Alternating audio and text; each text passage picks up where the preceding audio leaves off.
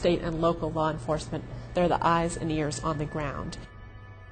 They know where the brothels are. They know where the factories are. They know the houses where there's a lot of 911 calls, and they're in a position to see some of the first red warning flags.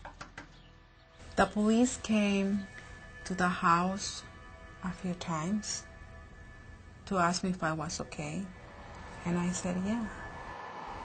And the man was next to the door, close to me. The police just left.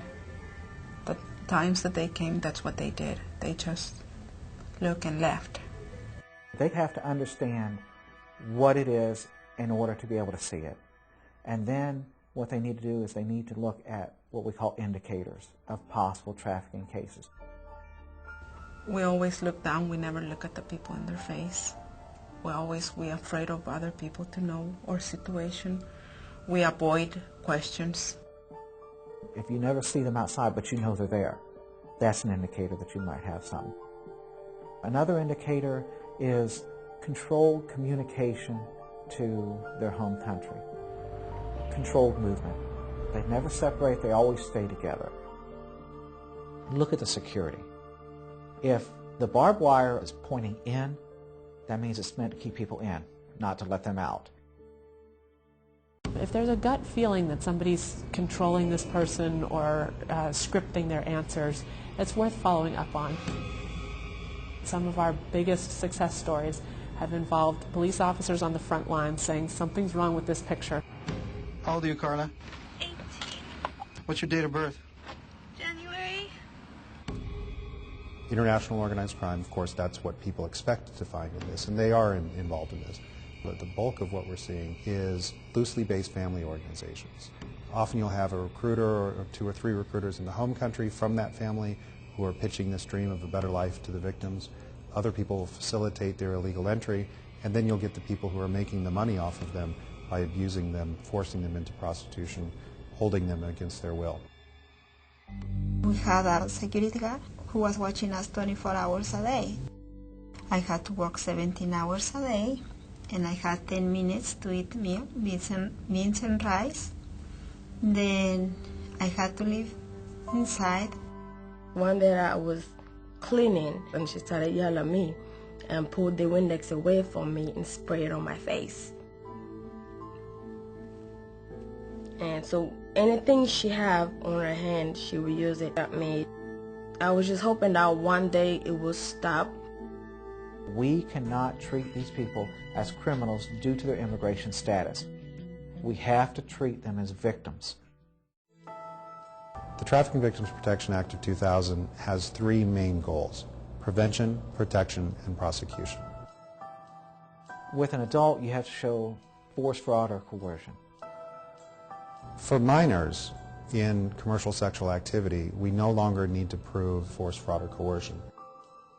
Any child under the age of 18 that has been involved in a commercial sex act is found to be a victim of severe form of trafficking automatically. We're starting to see a lot of states enact anti-trafficking legislation. You need to make sure that you know the laws in your area. Trafficking involves a whole host of crimes: kidnappings, murders, rapes, assaults, money laundering, immigration violations.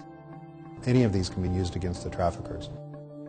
My partner and I got a call of an assault situation at a restaurant. We soon discovered that there was 10 to a dozen Chinese immigrants that were being forced to work at this restaurant. That's when we called in INS. Once INS was on board, it just opened up the case, tenfold. We started discovering all these apartments where they were housing people, and we were able to figure out who our suspect was. Our main goal is to attack these organizations. We can't effectively attack these organizations with just, a handful of authorities, but we can get them with the combined authorities. Keisha Handy, the Victim Witness Coordinator for the United States Attorney's Office. Edwin Chapiso, Harris County Sheriff's Office. Suzanne Bradley, FBI.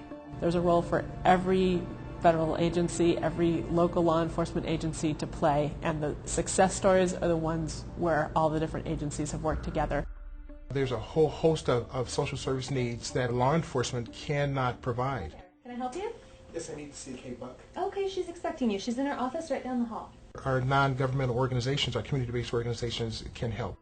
It's really important for law enforcement agencies and officers to know that by getting non-governmental organizations involved right from the very beginning, that will help their case. Thanks for coming in. Absolutely. Great to see you.